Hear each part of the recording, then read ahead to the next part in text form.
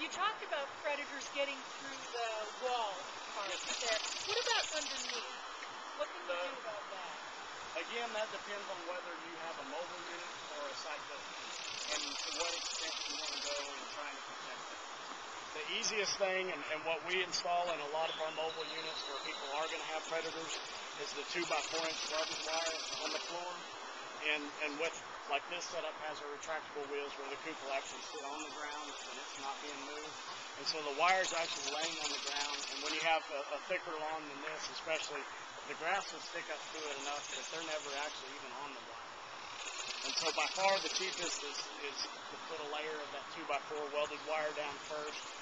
If you're doing site built, putting a 1 foot deep concrete barrier around the perimeter of the coop and building the coop up on that. If you have really loose soil, then you may go down deeper than that. But for most of you in the Austin area, you're probably going to have mostly rock, and you might get through 6 inches of soil before you're pretty much on rock. And doing a concrete barrier on a site built coop will offer the best overall protection. Sure. Who else? Talk about mice and parasites. I've never had any problems.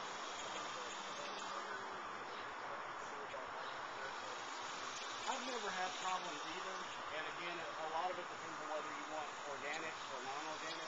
I know my grandparents and my parents always used southern dust and vegetables oil. You could probably tell a good organic stuff out there for freezing, but I'm not real familiar with what could be available organic. Probably that type of thing. Dalmatian coat. Is that on the chickens or just in the area around it? You put it in the dust bath. Yeah, or you can dust under the wings around the dust. There are some forms of nitrogen syrup that are consumable. People that hurt people. I don't know if that's exactly what I'm saying, but I'll tell you. They give us good anti-microbial stuff. I think that's food grade now. Okay.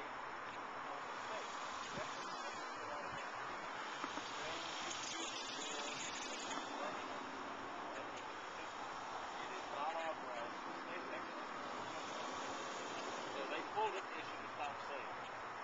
People do things not necessarily according to their rules. So there is no dietary label for use other than either for insect control or the food grade stuff is meant to be used in the stuff for pigs. They're not necessarily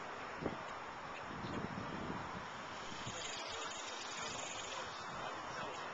I said what people were doing. I'm in business. I know better than to take things to government. I know what people do. You have to ask them about dust people. They think I do know. All right, who else? Talk a little bit about the lumber that you use. You heard the cedar is good. Cedar can be. Trying to think. I think it's more the western red cedar that's the most toxic. And it generally will cause respiratory problems in the birds. If you're going to have issues, that's generally why they don't recommend using it. I've done some research on it, and I found more information with people that raise mice and small rodents and things. There's more research there. But in general, it depends on the product. We do one thing about the lumber that we use an environmentally certified treated lumber.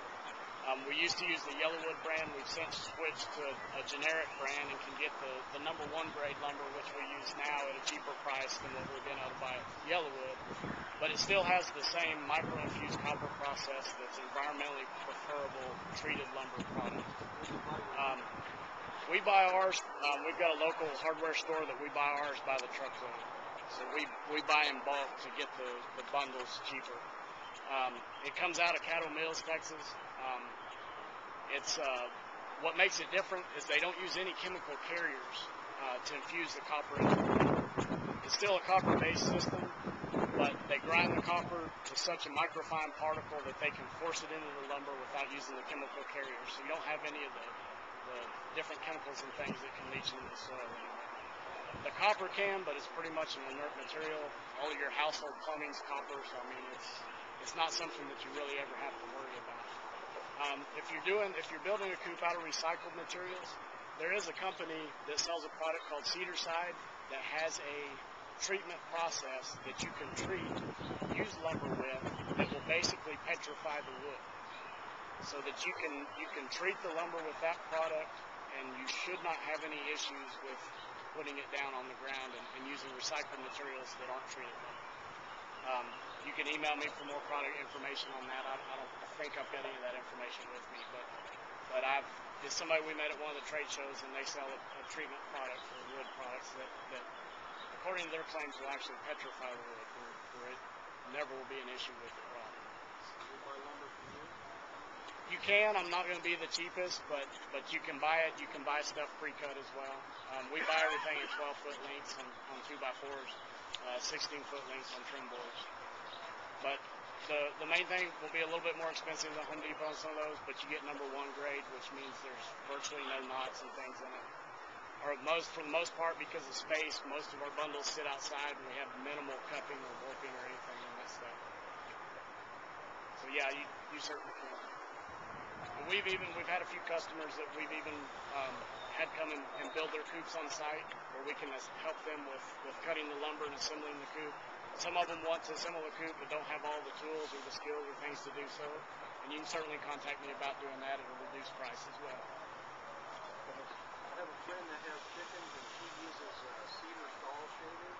You buy a big bag at Tractor Supply or Right. And would you talk about what an experience with toxicity of stall shavings? I know that none of the commercial hatcheries recommend using cedar-based shavings at all with any of the chicks or things. And again, from what I've been able to find research-wise, it's because of respiratory illness and things that can happen that can poison the chickens. Again, it depends on what cedar it is. There's some cedars that are more toxic than others, so it depends on what the shavings, where they were made, and what kind of cedar they're made of. They also at Tractor Supply sell the pine shavings, which I would recommend. I know a lot of feed stores probably carry them as well. And if you have baby chicks or young chickens that you're wanting to put a bedding down for, that's what I would recommend using. In our nesting boxes, we actually use hay, just because for us it's the easiest thing to pull out and clean out. What I found with the shavings is a lot of times I'll lose the eggs, and you'll have to end up digging through the shavings every day to find if there's any eggs, because they'll get in there and the chickens will kick and try to make a nest out of whatever material's in there. And so if you've got shavings in there that are real loose, when the next chicken gets up to lay her eggs and she's kicking, she'll end up kicking those eggs and burying it down in the shavings. This lady used to use hay.